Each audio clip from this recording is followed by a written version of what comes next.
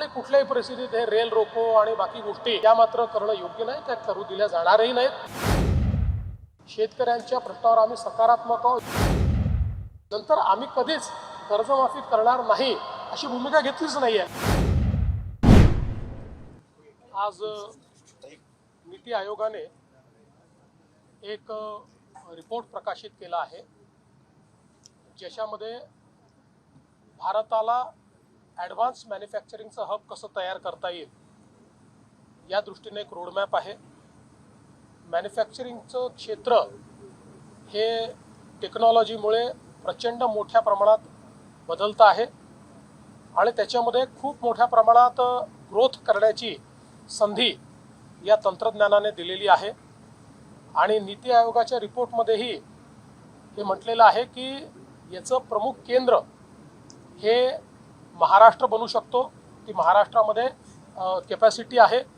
पुण्याचा विशेष उल्लेख मॅन्युफॅक्चरिंगचं हब म्हणून या ठिकाणी केला आहे आणि बिटवीन मुंबई आणि पुणे हा जो सगळा आपला कॉरिडॉर आहे। आता isakal.com आहे देशातील नंबर 1 ची मराठी न्यूज वेबसाईट। प्रत्येक अपडेटसाठी isakal.com ला नक्की भेट द्या। याच्यामध्ये आपल्याला ॲडव्हान्स मॅन्युफॅक्चरिंगच्या संदर्भात कशा प्रकारे आपलं हब तयार करता येईल आणि कशा प्रकारे एफिशियन्सी वाढवता येईल, मोठ्या प्रमाणात रोजगाराची निर्मिती करता येईल, व्हॅल्यूज तयार करता येतील, अशा प्रकारचं संपूर्ण हे मिशन त्या ठिकाणी मांडलेलं आहे। आम्ही देखील त्यांना सांगितलं की हे जे काही नॅशनल मिशन आता तयार झालेलं आहे याला अनुरूप एक स्टेट मिशन आम्ही तयार करू, ज्याच्यामध्ये अर्थातच पुणे हे आमचं एक महत्त्वाचं सेंटर असेल की ज्या ठिकाणी आम्ही ॲडव्हान्स मॅन्युफॅक्चरिंग चा जो काही विचार आहे तो या ठिकाणी करू। यासोबत त्यांनी एक अजून मुद्दा मांडलेला आहे की जगातली पहिली global institute on advance manufacturing ही आपण सुरू केली पाहिजे, तीही महाराष्ट्रात करण्याचा मानस हा नीती आयोगाने बोलून दाखवलेला आहे आणि आम्हीही त्याला अतिशय सहर्ष स्वीकारलेला आहे।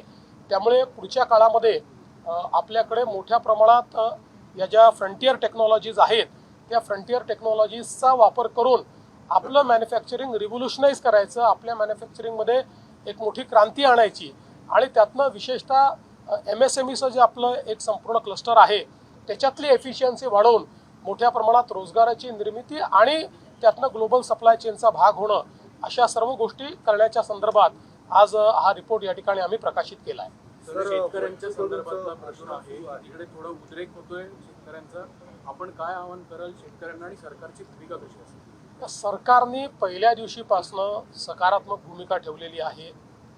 आंदोलनाच्या आधी देखील आम्ही बैठक बोलवली होती, आपण चर्चा करून यातनं ज्या गोष्टी शक्य आहेत त्या करू अशा प्रकारे आम्ही सांगितलं होतं।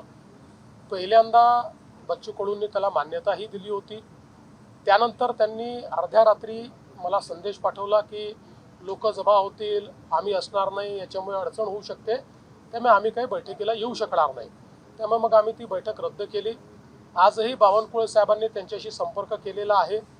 शेवटी त्यांनी इतके वेगवेगळे प्रश्न मांडलेले आहेत, ते प्रश्न असे नुसते आंदोलनाच्या माध्यमातून त्या ठिकाणी सोडवू शकू अशी परिस्थिती नाही आहे।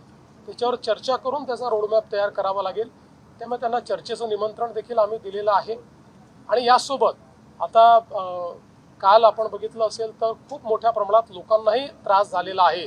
रस्ते अडवल्यामुळे पेशंट्सचं खूप मोठी ओरड आपल्याला पाहायला मिळाली। अनेक लोकांनी सोशल मीडियात पोस्ट केलेलं आहे की कशा प्रकारे त्यांच्या पेशंट्सला वगैरे त्या ठिकाणी त्रास झालेला आहे। त्यामुळे माझं आव्हान आहे की त्यांनी चर्चा करावी, अशा प्रकारचं डिस्रप्शन करू नये, लोकांना त्रास होईल अशा प्रकारच्या गोष्टी त्या ठिकाणी करू नये। मग अनेक वेळा अशा आंदोलनांमध्ये काही हौसे नवसे गवसे असेही शिरतात, म्हणजे तिथे जेन्युइन लोक देखील आहेत, मी काही तसं म्हणत नाही, पण हा पण धोका असतो की अनेक लोक शिरून, अनेक प्रवृत्ती शिरून त्या ठिकाणी काही ना काही हिंसक वळण त्याला कसं लाभेल असेही प्रयत्न करत असतात। त्यामुळे त्यापासूनही सावध राहण्याची आवश्यकता आहे आणि कुठल्याही परिस्थितीत हे रेल रोको आणि बाकी गोष्टी या मात्र करणं योग्य नाही, त्या करू दिल्या जाणारही नाहीत। त्यामुळे आमचं स्पष्ट आव्हान आहे, शेतकऱ्यांच्या प्रश्नावर आम्ही सकारात्मक आहोत। या सरकारने 32,000 कोटी रुपयाचं पॅकेज दिलं आहे, पैसा शेतकऱ्यांच्या खात्यामध्ये आम्ही देतो आहोत। त्यामुळे सगळ्या प्रकारच्या चर्चेची सरकारची तयारी आहे, चर्चा करावी आणि त्यातनं मार्ग काढावा। सर एक प्रमुख जी मागणी कर्जमाफीची मागणी आहे त्यावर सरकारने अतिशय स्पष्ट भूमिका त्याच्यात मांडली आहे। आम्ही त्याची कमिटी पण तयार केलेली आहे आणि आज पहिला प्रश्न असा आहे की जे शेतकरी आज अडचणीत आहे, ज्यांचा शेतमाल पूर्ण पावसामुळे त्या ठिकाणी झोपला आहे, तो खराब झालेला आहे, शेती खराब झाली आहे, पहिले त्यांना मदत करायची की पहिले बँकांना मदत करायची, हा महत्त्वाचा प्रश्न आहे. म्हणजे शेवटी आपण हे बघितलं तरी आपण जेव्हा कर्जमाफी करतो त्यावेळेस ते पैसे बँकांना जातात, त्याचा थेट शेतकऱ्याला काही लाभ मिळतो असं नाही आहे. त्यामुळे आज पहिल्यांदा शेतकऱ्याच्या खात्यावर पैसे दिले पाहिजेत. नंतर आम्ही कधीच कर्जमाफी करणार नाही अशी भूमिका घेतलीच नाही आहे. त्या संदर्भात म्हणूनच म्हटलं योग्य वेळी आम्ही त्या संदर्भातल्या जे काही निर्णय करू. आज पहिली आवश्यकता काय आहे, आज जी आवश्यकता आहे त्याच्यावर विचार न करता आपण बाकी गोष्टींवर विचार करला. आज शेतकऱ्याच्या खात्यात पैसे गेले पाहिजेत, ते पैसे जाणं सुरू झालेलं आहे. देश विदेशातील प्रत्येक घडामोडींचे लाईव्ह अपडेट मिळवण्यासाठी आता साम टीव्हीच्या सर्व सोशल मीडिया प्लॅटफॉर्मला लाईक, फॉलो आणि सबस्क्राईब करा. तसंच सर्व नोटिफिकेशनसाठी बेल आयकॉन प्रेस करायला विसरू नका.